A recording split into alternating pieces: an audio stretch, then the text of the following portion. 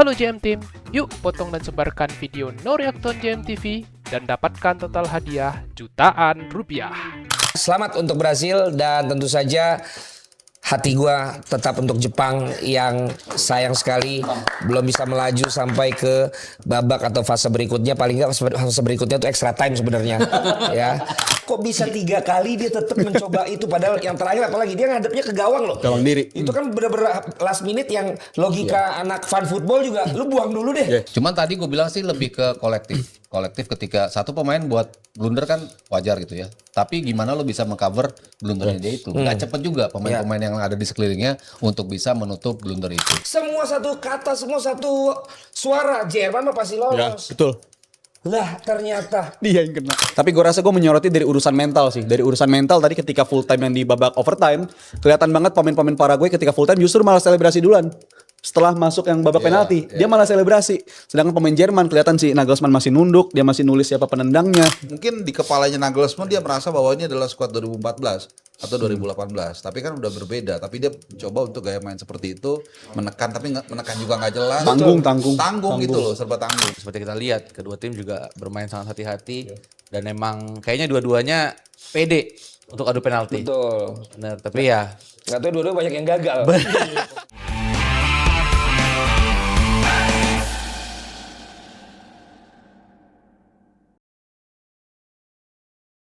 Yes, apa yang dilakukan oleh Neymar benar-benar dapat memberikan ruh bagi penampilan Brasil sepertinya. Apa yang ditampilkan oleh Neymar tadi menampilkan sebuah semangat atau marwah dari Brasilnya Ancelotti ketika Abang-abangan. mereka mampu membalas gol melalui memaksa ya, melalui umpan-umpan lambung yang ternyata tidak terantisipasi. Dan yang kedua adalah memaksa pemain Jepang yang dari tadi melakukan error, akhirnya dipaksa untuk melakukan error yang ketiga sampai jadi gol penentu di menit akhir seperti partai Kanada menghadapi Afsal kemarin. Jepang gagal lolos dengan kekalahan 2-1. Mas Ari dan juga Rizal.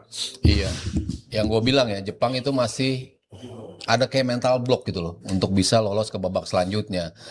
Skema sempurna di awal, maksudnya manfaatin transisi, middle block yang cukup rapet, ngebuat Brasil sulit banget ngebuat chance yang clear cut chance gitu ya. Mereka bikin chance, tapi nggak ada yang betul-betul peluang terbuka untuk menjadi gol gitu. Tapi di babak kedua justru kayak nggak dipertahankan oleh Jepang dan Brasil bisa manfaatin itu. Mereka tahu gimana caranya narik pelan-pelan pemainnya, lambat banget memainin tempo. Ketika udah cepat maju dan narik pemain Jepang, dibalikin lagi ke tengah pelan-pelan untuk bisa nge-stretch pertahanan. Dan dia mau ngumpannya itu bukan ngumpan-ngumpan yang dari jauh yang bisa diantisipasi, tapi umpan-umpan kedut yang dekat banget gitu kan. Jadi koordinasi saat mengawal itu agak sedikit butuh komunikasi lagi. Nah itu yang bisa dimanfaatin oleh Brazil. Dan yang seperti gue bilang, Brazil di bawah Ancelotti ngeri sih karena momentum. Dia bisa manfaatin momentum. Kapan gue harus manfaatin bola-bola crossingnya, kapan gue tetap main di bawah, kapan lo decoy untuk bisa melakukan kapan nembak kapan, itu kan akhirnya kreasi-kreasi individu kan keluar tuh di babak kedua. Vini berapa kali untuk coba gaya-gaya dia yang kayak mau nge-shoot tapi nggak jadi nge-shoot kan, dibalikin lagi. Bruno tadi juga kayak gitu, kayak mau nge-shoot tapi akhirnya menjadi umpan ke Martinelli. Kita tadi bilang kayaknya butuh nih pergantian di sisi Brazil. Martinelli sosok yang paling pas untuk bisa masuk karena kita butuh pemain-pemain yang punya kualitas yang ditunjukin, dan akhirnya itu dikeluarin sama Brazil. Dan nambahin soal Martinelli, dia pun juga mendapat predikat sama Arteta itu bukan sebagai substitute, tapi dia disebut sama Arteta adalah finisher. Karena dia memang di musim ini banyak datang dari bangku cadangan, dan bahkan Arsenal musim ini di Premier League adalah tim dengan status mencetak gol kontribusi paling banyak tuh dari pemain cadangan, melebihi dari tim-tim pesaingnya. Dan Martinelli tadi kayak lawan City di awal kan, dia juga di awal musim Martinelli ngelakuin hal serupa. Jadi menurut gue Brazil masalah memang masih ada, masih ke bawah dari babak fase grup ke babak 32 besar ini. Tapi yang gue bikin happy adalah setidaknya Ancelotti mulai ketemu solusinya satu persatu. Ketika wingernya nggak works, dia tahu harus mainin siapa. Dan tadi ketika kondisi nomor 10-nya deadlock Paqueta, dia tahu harus ngapain, Kunyanya diturunin dulu, abis itu Martinelli yang masuk. Menurut gue Ancelotti ya ini kemenangan yang menurut gue kita udah banyak yang saksiin lah. Tipikal-tipikal kemenangan Ancelotti yang kayak begini. Pernah satu momen Madrid dapat 1% kemenangan, City-nya udah 99%, dapat Rodrigo Goes waktu itu 2 gol di menit terakhir. Jadi menurut gue kemenangan yang sangat tipikal Ancelotti, sangat tipikal bagi Brazil, tapi patah hati untuk Jepang di tipikal game kayak begini, Bang. Iya, gue memprediksikan Jepang kalau menang 90 menit. Tapi begitu extra time dan juga penalti mereka kalah. Ya. Tapi yang terjadi adalah Jepang tidak mampu mempertahankan itu. Even though kalau tadi sempat 1 sama, gue tetap bilang Brazil akan lolos. Tapi ternyata Brazil bisa menyelesaikan itu di menit akhir. Dan dari tadi kalau kita ngobrol di ruang tamu, gue selalu menyalahkan satu pemain tadi gitu. Walaupun itu tentu kolektivitas ya. Gitu. Tapi lu setuju nggak pemain yang gua harapkan tadinya ketika dimasukkan bisa jadi pembeda, benar-benar jadi pembeda tapi dalam arti negatif untuk Jepang, dan ternyata sebegitu krusialnya ketika menghadapi tipe permainan yang diasuh seperti Ancelotti gitu. Ya, gua rasa memang ada kesalahan yang fatal dari Tanaka tadi ya. Tapi secara keseluruhan, menurut gua yang dilakukan oleh Hajime Moriyasu dari segi pergantian pemain dan setelah hydration break itu suksesnya ketika lawan Belanda doang, Bang.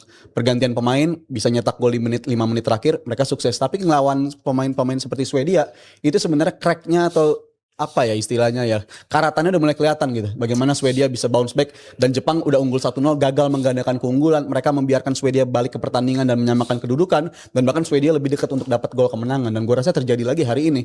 Mereka dapat keunggulan, mereka nggak bisa keep up dengan keunggulan tersebut dan mereka membiarkan Brazil balik dalam pertandingan. Dan gue rasa ini kesalahan bukan hanya dari, memang Tanaka kontribusi kesalahannya paling besar hari ini, tapi secara keseluruhan gue memang melihat ada kesalahan kolektivitas dan kehilangan 5 pemain inti ditambah Itakura di pertandingan terakhir juga cedera, itu baru kerasanya di babak-babak yang menjelang kayak begini. Sesuatu yang kita khawatirkan dari awal akhirnya terjadi, dan ini menurut gue costly atau sangat-sangat Tapi nggak bahaya ada bagi Jepang. yang error 3 kali berturut seperti Tanaka yang baru masuk, Mas. Tapi apakah jangan-jangan dia memang diminta oleh pelatih dari Hajime ini untuk memang nahan bola dulu malah? Karena tipenya kok kan dia kok bisa 3 kali dia tetap mencoba itu, padahal yang terakhir apalagi dia ngadepnya ke gawang loh. Gawang diri. Itu kan bener-bener last minute yang logika anak fan football juga lu buang dulu deh gitu loh. Dan dia udah 2 kali salah gitu, Mas. Suzuki aja tadi tiap ada bola bahaya dia langsung buang samping gitu kan. gitu. Karena apa takut ada apa-apa gitu. Ya mungkin kalau kita tahu Tanaka kan emang ball handlingnya bagus gitu ya. Dia kemampuan untuk bisa nahan dulu, tunggu misalnya ada serangan dia tekuk dulu baru oper gitu. Cuman tadi gue bilang sih lebih ke kolektif. Kolektif ketika satu pemain buat blunder kan wajar gitu ya. Tapi gimana lo bisa mengcover blundernya dia itu? Gak cepet juga pemain-pemain yang ada di sekelilingnya untuk bisa menutup blunder itu. Tadi gue memang mau masuk di poin yang tadi Rizal sampaikan. Ketika orang bilang bahwa Jepang fine-fine aja kok, nggak ada Minamino, nggak ada Kubo, nggak ada Endo, Mitoma, nggak ada Endo, di momen kayak gini baru kelihatan. Di momen krusial yang pemain-pemain penting itu bisa menjadi pembeda. Nah Jepang nggak punya itu tadi ketika lo butuh pemain-pemain ya kayak Daizen, kayak Ritsudoan. As a sub mereka bagus. Ketika masuk lo jadi fresh legs untuk jadi pembeda gitu. Tapi untuk bisa nahan konsistensi, nah justru lo pemain kayak Mitoma, kayak Kubo, kayak si Endo, kayak si Minamino, tipe-tipe seperti itu yang akhirnya kelihatan banget Jepang tuh masih nggak bisa kehilangan pemain sebanyak itu di momen krusial knockout stage seperti ini. Oke, jadi bisa dikatakan Jepang sudah luar biasa, tapi ketemunya Brazil di tangan Ancelotti. Sayangnya itu. Yang dia pun udah nggak melakukan respon setelah gol menit akhir, kayak itu rutinnya dia aja. Kalau dia bisa cetak gol di last minute. Dan Brasil akan menghadapi pemenang Norwegia sama Pantai Gading. Kayaknya semifinal minimal ya akan didapatkan oleh Brasil. Kalau kuarternya Inggris sih, kan kuarter dulu tuh ya. Inggris, oh iya, masih 16 besar dulu ya. 16 besar dulu kuarternya Inggris. Sorry, maksud gue berarti kuarter final sih kalau Norway sama Pantai Gading kayaknya nggak ada kejutan lagi ya. Kayaknya nggak ada sih. Norway juga tim yang terlalu polos dan terlalu heavily rely on Haaland.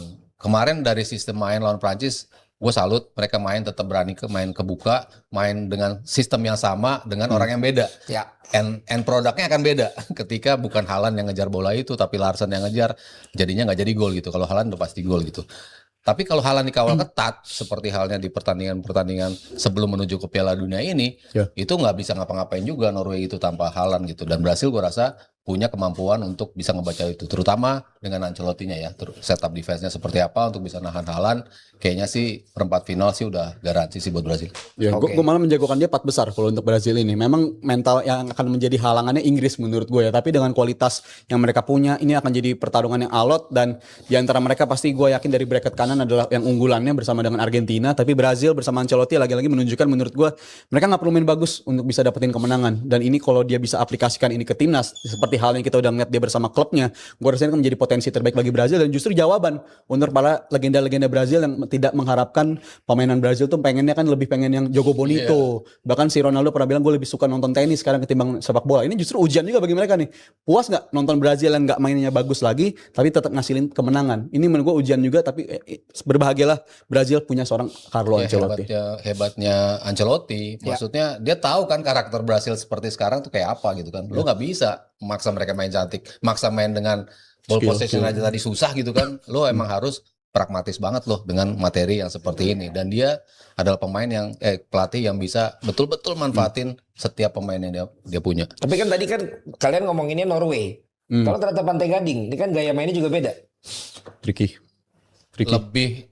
Akan lebih mudah sih kalau menurut gue. Malahan. Iya, kalau Pantai Gading ketimbang kalau ketemunya sama Norway gitu ya. Karena dari sisi kolektif enggak, tipenya bukan menyulitkan kayak Jepang yang punya koordinasi rapi. Pantai Gading lebih banyak flair-nya lah ya, lebih liar dalam bermain, lebih banyak bisa dimanfaatin oleh pemain-pemain dengan skill individu, bisa lebih terbongkar oleh Vini one on one. Kalau Vini kan tadi kekawalnya rapat banget tuh. Jepang nggak mau ngambil sekali dia, tapi dijaga 1 meter, susah juga kan kreasi Vini. Nah, tipe-tipe Afrika ngambil, gocek sekali ambil, hilang, masuk. Lebih mudah kalau ketemunya Pantai Gading menurut gue sih. Gue tricky ngeliat Pantai Gading karena Pantai Gading ini salah satu tim yang gue suka juga nonton di babak fase grup. Mereka menyulitkan bagi Jerman. Jerman mengalahkan mereka pun juga butuh usaha ekstra gitu. Dan ini punya pemain-pemain yang memang kalau dari segi lini belakang bukan yang paling terbaik lah. Tapi dari segi lini tengah mereka punya Kessie. Menurut gue Kessie baru kali ini gue ngeliat dia main bagus lagi. Setelah di klub-klub Eropa dia banyak gagal. Dan khususnya bagi Pantai Gading, kekuatan mereka di sayap mereka ya. Amad Diallo dan Yan Diomande menurut gue ini benar-benar threats, ancaman bagi lawan-lawannya.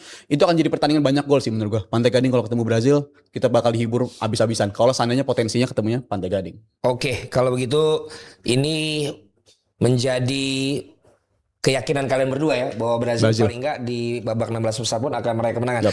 Oke, kalau begitu makasih Mas Aryo. Sama-sama. Selamat untuk Brazil dan tentu saja hati gua tetap untuk Jepang yang sayang sekali belum bisa melaju sampai ke babak atau fase berikutnya. Paling nggak fase berikutnya itu extra time sebenarnya ya.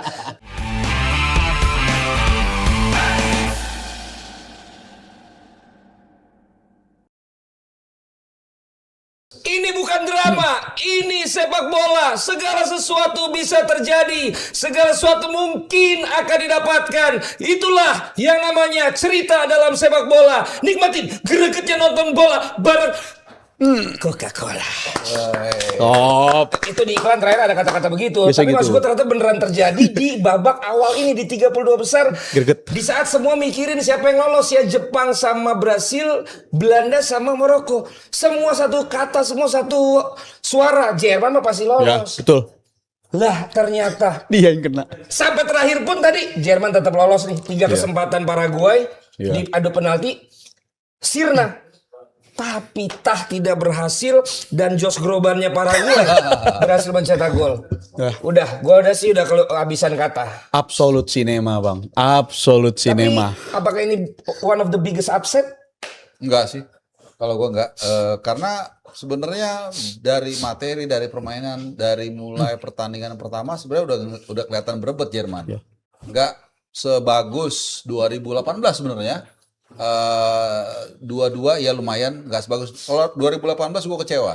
Jerman nggak lolos. Karena materi bagus, masih ada cross dan lain-lain. Tapi sekarang dari awal lawan Curaçao 7-1 lu masih bisa kebobolan. Lawan Pantai Gading lu kebobolan dulu baru balikin. Lalu pertandingan terakhir di grup lawan Ekuador ya memang itu udah lolos ya. Tapi tetap nggak meyakinkan mainnya menurut gua. Dan ada beberapa catatan dari Nagelsmann yang apa ya, yang sebenarnya kayaknya opsinya bisa lebih dari yang lain gitu. Ya salah satunya tadi yang berkali-kali gue bilang soal Undaf tuh aneh banget. Udah bagus dari awal dia jadi pemain pengganti, tapi dimasukin nama starter. Akhirnya ketika mereka buntu, mau nurunin siapa? Yang biasanya pemain pengganti super sub-nya Game changer dia, ya? game changer-nya gak ada lagi kan. Aneh, itu benar-benar menurut gue salah satu keputusan yang fatal. Kalau soal kiper ya gue tetap sih berharap sebenarnya bukan dia, tapi ya tadi dia Neuer bikin satu save. Paraguay tapi luar biasa, gue mesti akuin. Dia berhasil memainkan apa ya, timnya itu sesuai dengan kemampuan yang ada, disiplin dalam bertahan, nggak ada melakukan pelanggaran yang nggak perlu. Kadang-kadang kalau lu bertahan tapi terlalu keras kan juga bisa kena kartu kuning atau kartu merah. Dan dibilang beruntung, nggak juga, kiper tadi bagus. Gitu. Ada kebobolan, Iya, kebobolan. tapi ada momentum, ada pelanggaran ke kiper. Iya, karena itu emang tadi kan pas belum di review juga gue udah bilang ini ada sentuhan sih, harusnya pelanggaran gitu. Jadi ya Paraguay sangat layak untuk juara, dan kalaupun Jerman menang. ya Paraguay untuk menang, Bukan juara ya. ya buat dia juara kan, buat mereka juara. Nah, kalaupun yakin gue seyakinnya kalau Jerman lolos ketemu Prancis, selesai tuh Jerman tuh. Tapi kan paling tidak publik lebih Pengennya Jerman. Publik Jerman ya udah lawannya Perancis. Tapi kan pada nanti menarik juga respon masyarakat Jerman. Ya. Tapi analisa lo adakah yang berbeda dengan atau mau nebelin dari Harpa? Dari pemilihan line up mungkin ini the unexpected dengan memainkan Undaf dari awal gitu, karena menurut gua dia tahu persis Paraguay kekuatannya di lini belakang, jadi dia pengen ngegas dari awal. Gua rasa itu tujuan dari Nagelsmann, apalagi juga sebenarnya salah satu pemberitaan paling banyak di publik Jerman gua cek di minggu ini tuh memang persoalan Undaf dan juga persoalan Kimmich. Itu dua pemain yang selalu posisi yang selalu dipermasalahkan sama media-media di Jerman sana. Tapi gua rasa gua menyoroti dari urusan mental sih. Dari urusan mental tadi ketika full time yang di babak overtime, kelihatan banget pemain-pemain Paraguay ketika full time justru malah selebrasi duluan. Setelah masuk yang babak penalti, dia malah selebrasi. Sedangkan pemain Jerman kelihatan si Nagelsmann masih nunduk, dia masih nulis siapa penendangnya. Dan menurut gue komposisi penendang hari ini dengan penendang pertama yang biasanya reliable dari penalti malah gagal, itu pasti menyulitkan posisi Jerman. Jadi gue menyoroti lebih ke posisi mental. Emang kayaknya Paraguay ngincarnya di babak ini. Babak penalti itu sesuatu yang mereka dambakan ketika menghadapi Jerman, dan ini bagi Jerman menurut gue kemunduran yang sangat drastis dibandingkan dengan yang sebelumnya, walaupun gak lolos, tapi dengan lolosnya sekarang kalahnya dari Paraguay, tetap sebuah kemunduran juga bagi gue. Dan kalau melihat tadi bagaimana berulang kali tetap melakukan coba upaya demi upaya, tapi tetap nggak tembus-tembus gitu. Bahkan si strikernya Newcastle malah gue melihat lebih bagus untuk bertahannya daripada dia untuk berusaha di dalam menit-menit terakhir gitu loh. Tapi gue melihat inilah Jerman sebenarnya, tapi akan dapat jalan keluar. Jadi kalau misalnya tadi Harpa bilang ya nggak puas kalau tapi biasanya kan orang nggak puas nonton Jerman, tapi ada jalan keluar Tapi ini kok sama kayak lawan Ekuador kan, jadi nggak dapet lu buntu. Iya, balik lagi kalau tadi bicara Walter Model misalnya kan.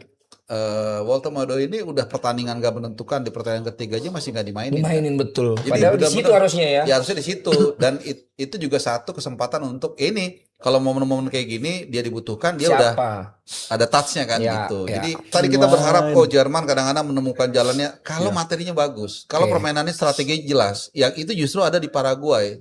Mungkin di kepalanya Nagelsmann dia merasa bahwa ini adalah skuad 2014 atau 2018, tapi kan udah berbeda. Tapi dia coba untuk gaya main seperti itu, menekan tapi menekan juga nggak jelas. Tanggung gitu loh, serba tanggung.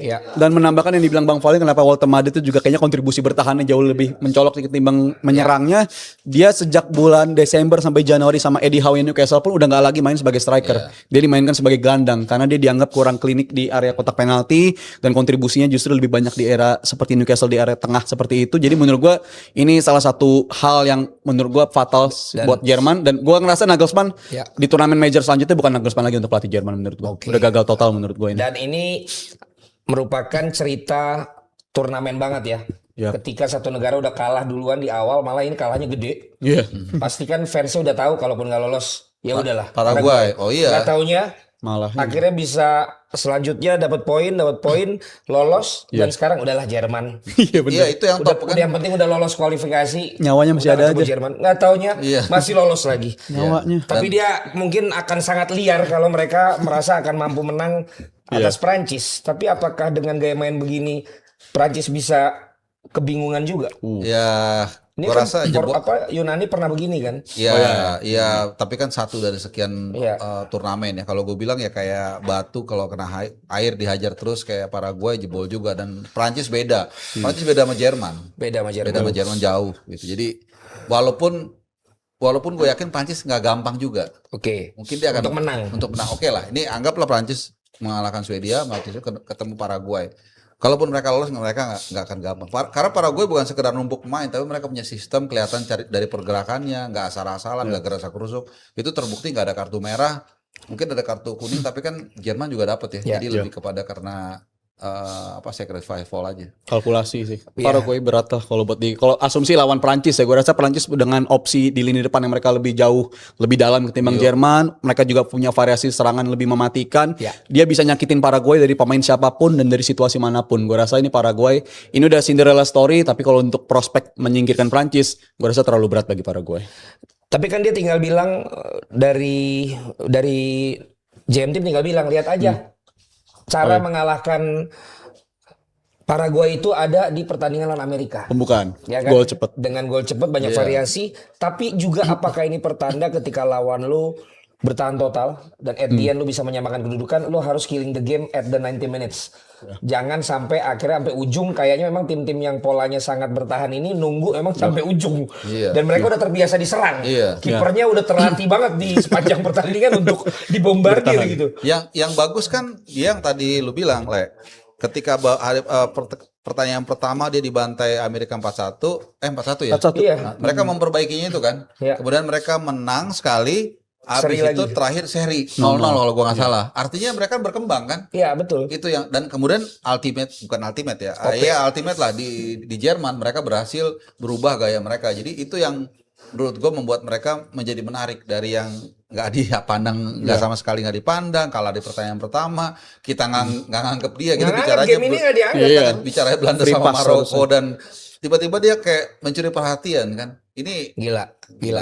Tapi ini bakal jadi benchmark sih Bang, menurut gue benchmark di 32 besar ini bakal jadi contoh benar di game ini. Dan tadi Mas Aryo juga udah nyinggung di game sebelumnya akan ada banyak lagi pertandingan kayak gini setidaknya di 32 besar. Ketika akhirnya bisa menyamakan kedudukan itu atau harus killing the game. Harus nyari lagi. Kalau enggak ya bakal potensi kayak begini terus menurut gue. Alright. Ini kelihatannya pertanda juga. Jalan juga lah. Karena sepanjang gue cari ya untuk babak 32 besar ini, salah satu jersey yang gue nggak dapat Paraguay. Tanda-tanda. Makanya di Jerman satunya jersey DPI. Oh iya ya. Karena gue yakin juga abis ini pasti yang dipakai Jerman lagi di next match.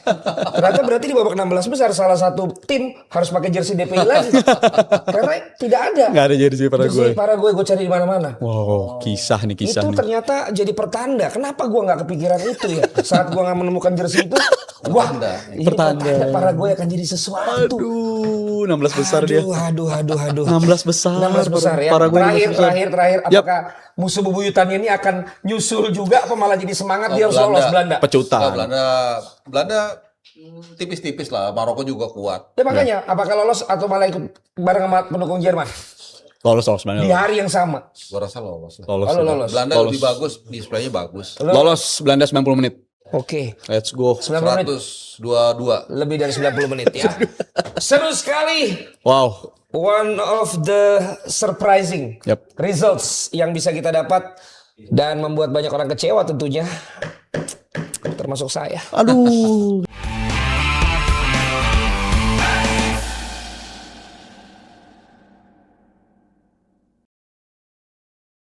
Dua negara dengan penuh rivalitas tetangga, yang satu gugur di penalti, ternyata yang satu lagi juga menyusul keguguran tetangganya di penalti juga. Sungguh sebuah hasil yang cukup mengejutkan bagi banyak orang tentunya, apalagi melihat Belanda justru lebih menunggu, lebih bertahan. Sepertinya juga sudah yakin kali ini dengan adu penalti, tapi ternyata cerita yang sama berulang kembali bahwa Belanda belum bisa diunggulkan ketika mereka masuk dalam adu tendangan penalti, dan Belanda gugur.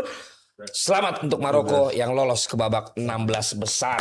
Congrats Maroko. Bagaimana ini?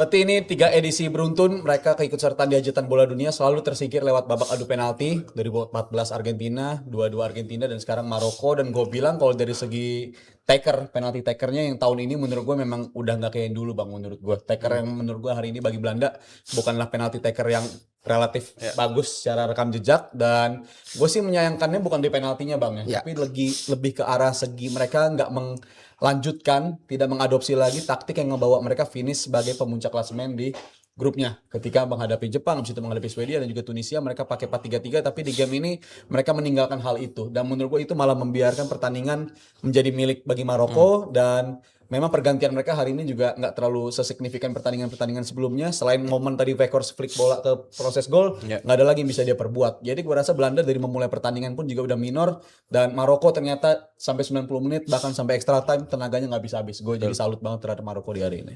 Dari grupnya Belanda berarti udah bakal habis ya, karena Belanda Swedia habis. juga lawannya Perancis ya. Gimana? Iya sebenarnya tadi sudah sempat ada momentum waktu Cody Gakpo ya nyetak gol, tapi di menit-menit akhir, literally menit akhir 90 plus 1, gol Issa Diop itu benar-benar nurunin mentalnya Belanda dan juga bangkitin semangatnya Maroko lagi. Ya. Sebenarnya di extra time ya seperti kita lihat kedua tim juga bermain sangat hati-hati dan emang kayaknya dua-duanya pede untuk adu penalti. Betul. Benar, tapi ya Nggak tahu dua-dua banyak yang gagal. Topnya gagal, top. sebenarnya tadi ada satu penyelamatannya Verbruggen tapi sayang banget Mantul. bolanya mantul lepas dan kaki ke kaki. Kayak kebalikannya save dia di Normal. di Babak kedua extra time. extra time ya. Sayangnya itu sih. Iya, margin kecil kayak gitu sih emang yang Iya. bikin Piala Dunia ini jadi hajatan bola dunia ini jadi lebih seru. Benar. Yang jelas berarti Maroko akan berhadapan dengan Kanada. Ya, Maroko senang ketemu Kanada. Kanada juga gue rasa senang ketemu Maroko. Terhindar dari Belanda. Terhindar dari Belanda dan setuju dengan dia waktu di awal berada di peringkat kedua. Iya, peringkat Kayaknya kedua. ini yang dia pengen. Tapi ya ini sebelum kita ngomongin nanti Maroko lawan Kanada, ya berarti mulai besok udah tidak bisa sembarangan lagi Tim besar nggak? tim besar Betul.